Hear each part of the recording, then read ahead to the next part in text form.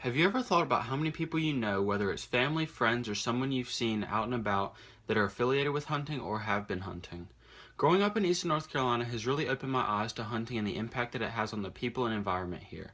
Whether the effect is negative or positive, it has touched everyone's life in some way. The type of hunting that I will talk to you about today is duck hunting. Duck hunting is a very involved and enthusiastic sport that has drastically grown in the eastern part of the United States, more or less in eastern North Carolina, in the past 5 years. 13.7 million people over the age of 16 have hunted or have a parent that have hunted as of the 2016 census. Hunting is a sport that everyone can be involved in. There are many different ways you can be involved without costing a lot of money and needing a lot of equipment. North Carolina offers certain lands deemed as game lands that are free to the public who possess a hunting license and duck stamp. You are allowed to hunt these game lands during duck season or any other season that you wish to hunt. This being said, there's only a few pieces of equipment that you'll need before you go on your first hunt.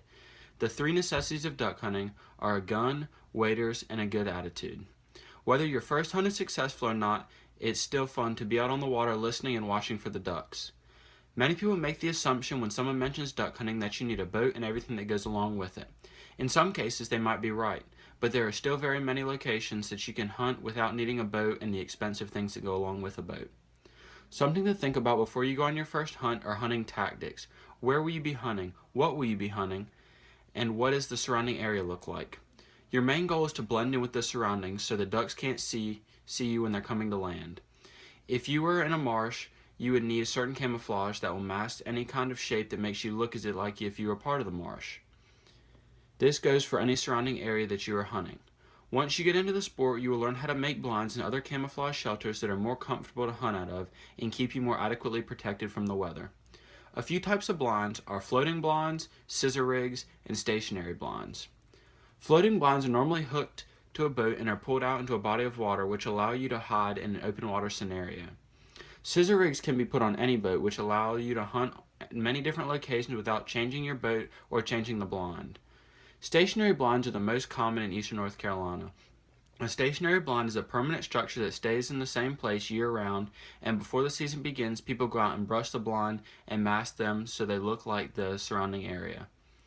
Another hunting tactic you need to look at is personal camouflage. Ducks have very good eyes and can spot white and bright colors from a very long distance. This being said, you will need some type of face camouflage and body camouflage that will make you blend in with your surroundings without large shapes and colors showing. Another tactic of duck hunting is being able to call the ducks to you. There are many different calls that you can make using your mouth and duck calls that will bring the ducks closer to you. Three types of calls that you can use using a duck call are a feed call, a comeback call, and a quack. A quack is a call that you make to call ducks in while they're sitting on the water or coming out of roost in the morning. This is the most common type of call used. A feed call is a call that lets ducks know that there are food or other ducks in the area that have found food or something interesting that they are looking at or eating. A comeback call is a call you make when a duck has spotted you and is flying away. This call consists of 3 blasts that get the duck's attention so it brings them back to you. Purchasing your gear and finding somewhere to hunt might seem like the largest part of duck hunting, but it's actually not. The most intricate part of duck hunting are the ducks. Duck season is made where you hunt the ducks when they're on their southern migration, allowing the ducks to make it south and return north come spring and reproduce. When the ducks make it south, they go into bloom. This means that the ducks' colors become more vivid and they shed their migration feathers. When ducks make it south, they become more in reproduction mode, which allows them to reproduce and bring young ducklings back north. When ducks travel, they travel on weather patterns. This also relates to the temperatures and other things that go along with the weather patterns. Ducks normally travel in an average of 0 to 25 degree weather, making North Carolina not always the perfect place to hunt. When a cold front pushes from up north in Canada, it normally brings the ducks down south, chasing the average temperatures. Different ducks migrate at different times, bringing you early season, teal season, mid-season, and late season. During the seasons, you will see different species of ducks and different maturity of ducks.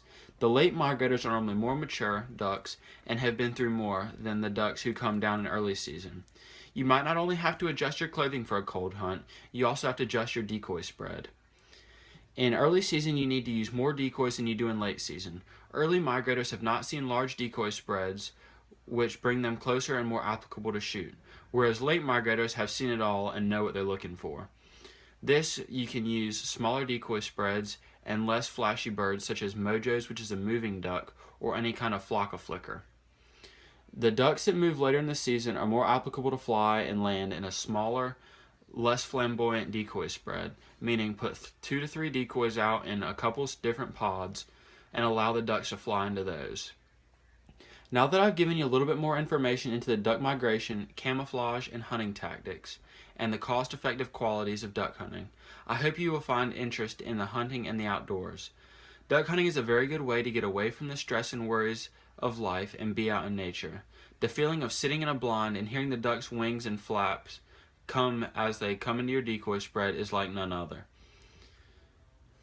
It is a tranquil feeling in the world. Now you take your turn, and I've given you and try yourself. I promise you'll enjoy it. Duck hunting is one of the fastest growing sports in the United States, and let's keep it growing.